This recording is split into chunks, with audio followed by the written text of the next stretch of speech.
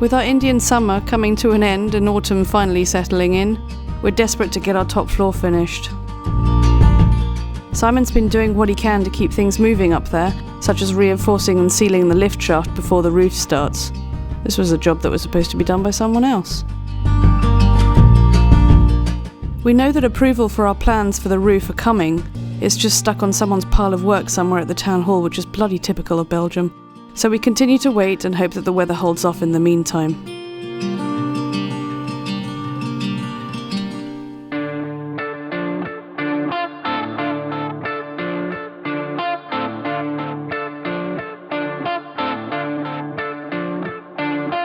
We wanted to paint the ceilings while the rooms were still empty, and we thought that it would be a good idea to try this pink paint, the one that dries white but looks pink when you put it on. It's quite cool, actually. We did get that blind installed for the nursery, by the way. The kitchen and the bathroom don't have the magic pink paint, but instead paint that's designed for humid rooms, so hopefully it will last longer. It was a nice change for us to do something else besides electrics.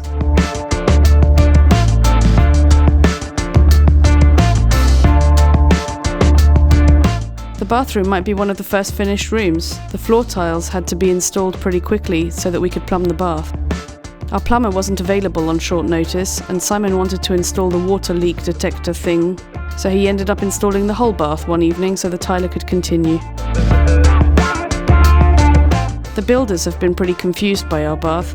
Because it's a single unit, we had to install the tiles first, then the bath, and then the wall tiles come afterwards. Apparently, this type of bath isn't seen very often.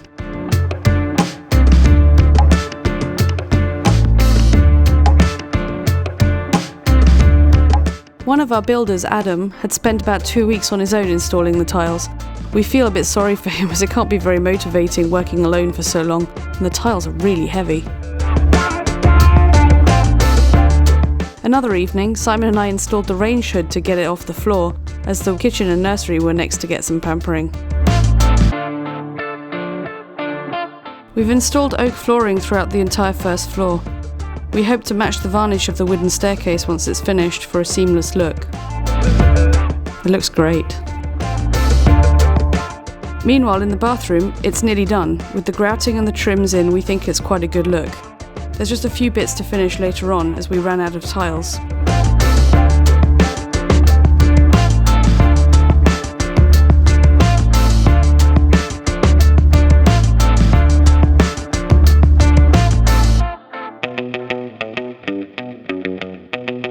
Back to the basement. Sorting and untangling those cables in the basement is another job that's taking longer than expected. Simon has more than 200 cables to wire into 2 cabinets downstairs, and he's finally had some time to get it started.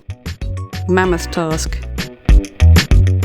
It takes him about 10 to 20 minutes per cable to install and test, so it's probably going to be another long process, though he's being a bit of a perfectionist about it all, surprise, surprise.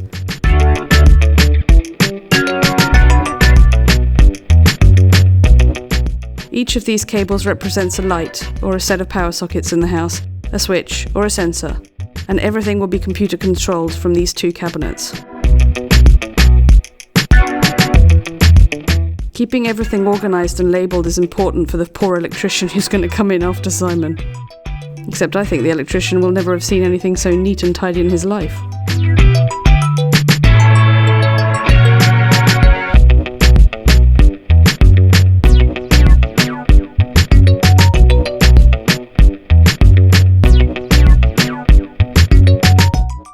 I did that bit! We've recuperated some of our old floorboards and used them for what will be the dining room, I guess. Inside area of our terrace on the top floor. Now all we need is for the roof to be done. But that's for another episode. Bye!